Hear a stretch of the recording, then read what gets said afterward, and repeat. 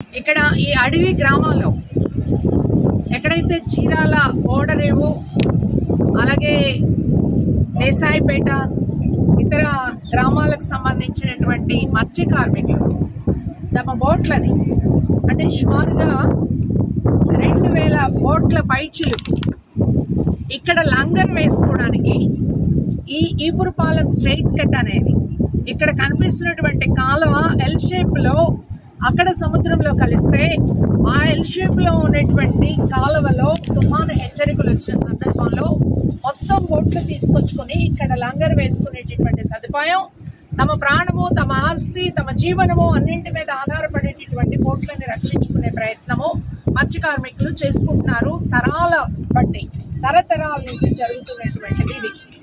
ఈ జరుగుతున్నటువంటి దాని మీద ఈరోజు కార్పొరేట్ గద్దలు ఇవాళ వ్యాపారము విజన్ అని చెప్పేటటువంటి పెద్ద మనుషులు ఈ మత్స్య కార్మికుల పొట్టలు కొట్టి ఇక్కడ ఉన్నటువంటి భూమిని అంతా కూడా సొంతం చేసుకుని ఈ మత్స్య కార్మికుల్ని ఇక్కడి నుంచి వెళ్ళగొట్టేటటువంటి కుట్రలో వాళ్ళు బోట్లు వేసుకోవడానికి వీలైనటువంటి ఈపురపాలెం స్ట్రైట్ కట్ ని వాళ్ళు పూర్తి చేశారు.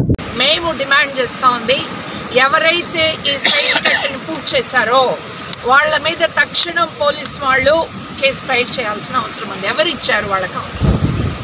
ఎస్ఐన్డ్ భూమి అట ఇది ప్రభుత్వ భూమి. ఈ ప్రభుత్వ భూమిని జూన్ 22వ తేదీన 2024 సంవత్సరంలో పట్టా ఇచ్చారు, డీకే పట్టా. మేము అడుగుతున్నాం, డీకే పట్టా ఎందుకు ఇస్తారు, ఏ పర్పస్తో ఇస్తారు, ఎంత ఇస్తారు? 3 ఎకరాలు పట్టా ఇస్తే ఆయనకి బహుమానాలు ఇచ్చారట. ఎవరిస్తారు బహుమానం? ఇది ప్రభుత్వ భూమి అవునా కాదా? ఈ ప్రభుత్వ భూమిని అసైన్డ్ భూమి అని చెప్తున్నారు. ఈ అసైన్డ్ భూమి అసైన్ చేయడానికి ఏ పర్పస్తో మీరు అసైన్ చేయాలో ఈరోజు రెవెన్యూ అధికారులు చెప్పాలా? దయచేసి కలెక్టర్ గారికి విజ్ఞప్తి చేస్తున్నాం, మీరు చదువుకున్నటువంటి చదువులతో విజ్ఞతతో ఆలోచించమని చెప్పేసి మేము అడుగుతున్నాం. మిమ్మల్ని ఈరోజు రాజకీయ నాయకులు చెప్పేటటువంటి ఆ బుర్రని వాళ్ళకి తాకట్టు పెట్టి ఆ వాళ్ళ చిప్పు పెట్టుకొని మాట్లాడొద్దు అని చెప్పేసి మేము కలెక్టర్ గారికి అడుగుతా ఉన్నాం. ఇది పట్టా భూమో కాదో మేము నిజ నిర్ధారణ కమిటీ వేసి తేలుస్తామని చెప్పేసి చెప్పడానికి, ఇది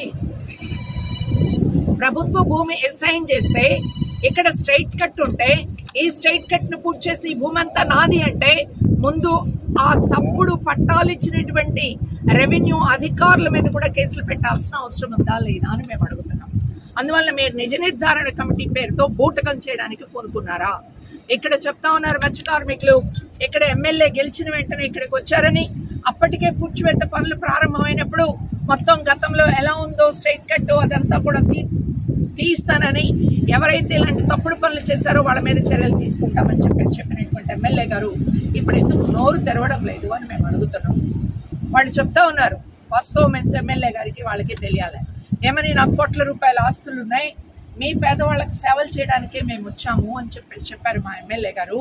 మేము ఆ మాటలను నమ్మాము అని చెప్పేసి ఈరోజు మీరు ఈ పేదవాళ్ళ కడుపు కొడతా ఉంటే వాళ్ళతో పాటు నిలబడాల్సిన వాళ్ళు మండుటెండలో ఈ సముద్రం దగ్గర వచ్చి స్ట్రైట్ కట్ ఉంచడానికి వీల్లేదు అని చెప్పేసి అంటే మీరు ఇంతవరకు ఎందుకు మాట్లాడరు, ఇప్పుడైనా మాట్లాడమని చెప్పేసి అడుగుతున్నాం. ఎన్నికలప్పుడు ఏ వాగ్దానం ఇచ్చారో ఆ వాగ్దానాన్ని నిలబెట్టుకోమని చెప్పేసి అడుగుతున్నాం.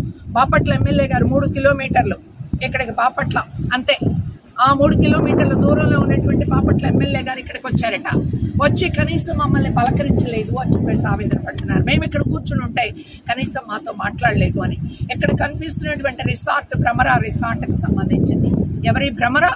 ఈరోజు తెలుగుదేశం ఎమ్మెల్యేగా గెలిచినటువంటి ఎమ్మెల్యే, గుంటూరు ఎమ్మెల్యేగా గెలిచినటువంటి వాళ్ళది కాదా? అవునా కాదా? భ్రమర డెవలపర్స్ అని చెప్పేసి మేము అడుగుతున్నాం.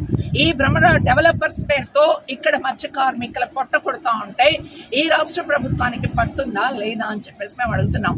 ఇంతవరకు ముఖ్యమంత్రి గారికి విషయం తెలియదా?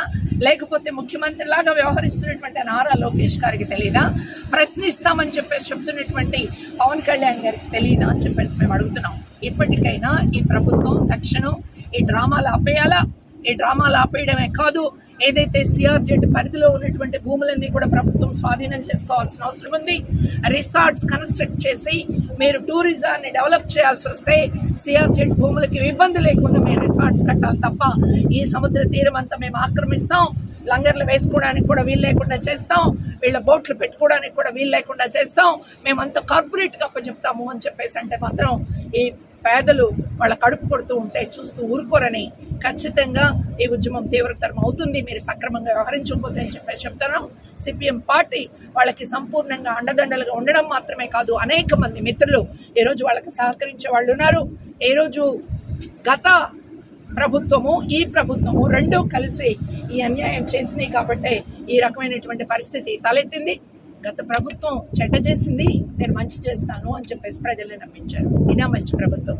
మీరు మంచి ప్రభుత్వం అయితే ఈ స్ట్రైట్ కట్ తక్షణం ఓపెన్ చేయించాలా, ఈ భూములన్నీ కూడా మీరు స్వాధీనం చేసుకోవాలా, పేదలకు ఇక్కడ కావాల్సినటువంటి లంగర్ ఏర్పాటు చేసుకోవడానికి వాళ్ళ జీవనానికి గ్యారెంటీ కల్పించాలా అని చెప్పేసి మేము డిమాండ్ చేస్తా ఉన్నాం.